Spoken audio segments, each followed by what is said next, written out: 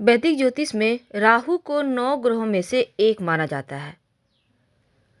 लेकिन जो अन्य ग्रह हैं, सूर्य, चंद्रमा, बुध, मंगल, शुक्र, शनि और बृहस्पति, इनकी तरह राहु का कोई भौतिक अस्तित्व नहीं है, क्योंकि राहु एक छाया ग्रह है और राहु को वैदिक ज्योतिष में धार्मिक दृष्टिकोण से बहुत ज़्यादा महत्वपूर्ण माना गया है।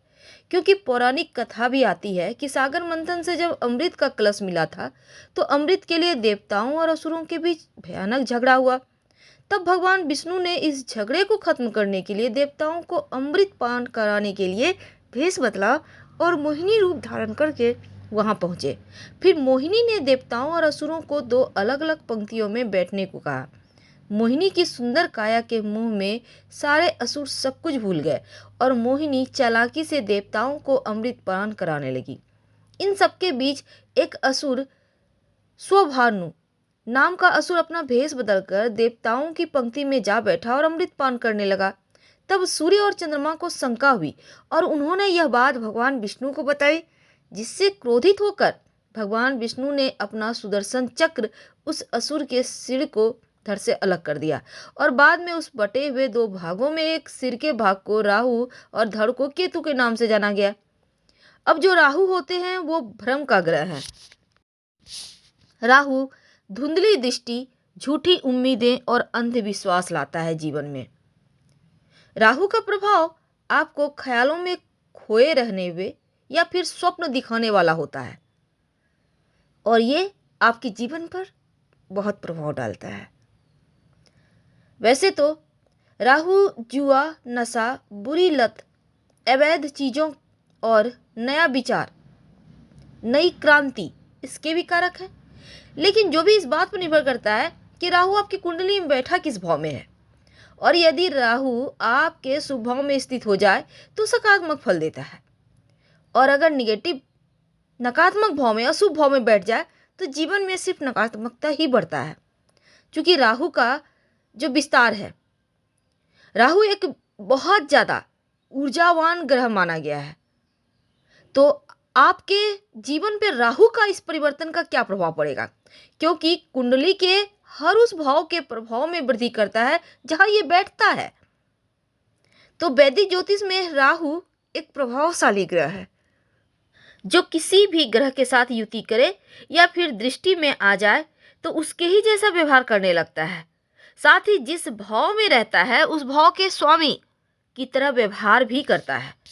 अब ये जो हमारा आधुनिक दुनिया है, अब चूंकि राहु तकनीक का भी कारक है, उन्नति का कारक है, प्रतिनिधित्व करा आता है, लेकिन राहु मीडिया, विमान, तकनीकी सभी पर राहु का प्रभाव तो है ही। इसीलिए आधुनिक दुनिया में राहु की पारंपरिक परिभाषा यानी एक अशुभ ग्रह से बदलकर नया विचार में, हम लोग कहते हैं ना, राहु एक्टिव है इसलिए कुछ नया करवा रहा है, उथल पुथल मचा रहा है। तो राहु के कुछ ऐसी जानकारी, लेकिन आज हम जानेंगे कि जो राहु ग्रह हैं सबसे धीमे गोचर करने शनि के देव के बाद राहु ही चलते हैं और राहु का प्रभाव 1.5 साल तक एक राशि में रहता है। तो इस वर्ष भी जो राहु है 12 अप्रैल को 2022 सुबह 10:36 पर वृषभ राशि से निकलकर मेष राशि में गोचर करेंगे। तो आपके जीवन पर इसका क्या प्रभाव पड़ेगा, आइए जानते हैं विस्तार से। तो मेष राशि वालों, जब राहु आपके लग्न में आएंगे, आपके दूसरे भाव से गोचर करेंगे, तो ऐसे में क्या होगा। देखिए, सबसे पहले तो आपके लग्न में बैठकर पारिवारिक जीवन और आपका जो पेशेवर लाइफ है थोड़ा उथल पुथल तो मचाएंगे। पर क्या होगा, आप कैसे जीवन को आगे बढ़ाएंगे। देखिए, राहु और केतु जब आपके अष्टम और दूसरे स्थान से आपके लग्न में आएंगे तो राहु केतु का इस प्रभाव से जीवन में आपको लाभ और सफलता की ओर ले जाएगा, क्योंकि केतु बैठेगा विवाह भाव में और राहु लग्न में। तो क्या होगा, संतान प्राप्ति की संभावना बढ़ेगी। अगर आप जॉब करते हैं तो जॉब में आपका प्रभुत्व रहेगा, आपका दिमाग एक्टिव रहेगा, आप चीज़ों को बेहतर तरीके से कर पाएंगे और तरक्की तो आपको मिल ही जाएगा, क्योंकि राहु अधिकार क्षेत्र पर आपका जो अधिकार है वो बढ़ाने वाला है। आप जॉब करते हैं, आपके अंदर इतने सारे गुण रहेंगे कि आप तमाम चीज़ों पर अपना अधिकार जमा पाएंगे। और जो लोग बिजनेसमैन है ना, अपने काम से अच्छा खासा लाभ भी मिलेगा। लेकिन इस समय थोड़ा सा पिता के स्वास्थ्य का आपको ध्यान रखना होगा। तो अगले 18 महीने तक राहु केतु आपको अच्छे फल दे रहे हैं, लेकिन कुछ बातों का आपको ध्यान भी रखना होगा। अब देखिए यहाँ पर मेष वालों के लिए राहु का लग्न में बैठना बहुत सारी चीज़ों को आपके पक्ष में करेगा। कुछ चीज़ें आपके हाथों से निकलती फिसलती नजर आएगी। अब केतु जब वृश्चिक राशि में रहेंगे जब तक, यानी कि 12 अप्रैल तक, तो थोड़ी बहुत जीवन में परेशानियां हैं। तो ऐसे में 12 अप्रैल तक खासकर आपको चोट चपेट या पेट संबंधी परेशानी से थोड़ी सी बचना है। लेकिन जैसे ही ये आपके सप्तम भाव में आएंगे तो पार्टनरशिप में कोई ना कोई काम करवाएगा, लेकिन काम करवाने के साथ धोखा भी है। तो ऐसे में आप पार्टनरशिप में काम करेंगे तो जरा संभल के रहिएगा। और इस समय अपने पैर और पीठ का ध्यान रखें, क्योंकि पैरों में दर्द या फिर पीठ में परेशानी जैसी चीज़ें हैं। वैसे राहु कुछ अच्छे फल तो देंगे, लेकिन कुछ ऐसे फल भी लाएंगे जीवन में जो आपको परेशानियां देगा। जैसे कि आपको अपमान या अचानक से किसी समस्या में राहु पड़वा सकता है। और राहु की यह स्थिति कहता है कि थोड़ी सी बीमारी या थोड़ा सा तकलीफ है, तो जीवन में कुछ क्षेत्र ऐसे रहेंगे जहां आपके उथल पुथल मचाएगा राहु। लेकिन रिश्तों के प्रति जरा संभल के रहिएगा, क्योंकि आपको थोड़ी मुश्किलें आ सकती है रिश्तों के मामलों में।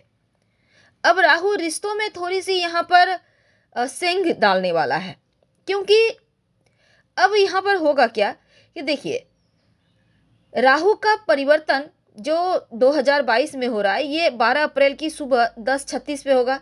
वृषभ से निकलकर मेष में आ रहे हैं, और ऐसे में आपके लिए थोड़ा सा लग्न में बैठकर जीवन के बहुत सारी ऐसी चीज़ें हैं जिसको वो ठीक करेंगे, बहुत सारी चीज़ें ऐसी हैं जहां आपको परेशान करेगा। क्योंकि करीबी रिश्तों के मामलों में तो आपको स्वास्थ्य संभल के ही रहना है। और जीवन में कई ऐसे क्षेत्र हैं जहां धोखा मिलने की संभावना है। यानी राहु ये कहता है कि अंधाविश्वास कहीं ना करें। वैसे कुछ मामलों में अच्छे भी फल मिलेंगे।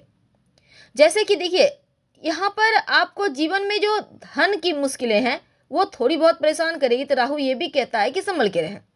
तो अप्रैल में राहु लग्न में जैसे ही आएंगे तो पारिवारिक जीवन और जो पेशेवर जीवन है इसमें आपका उथल पुथल मचाएंगे।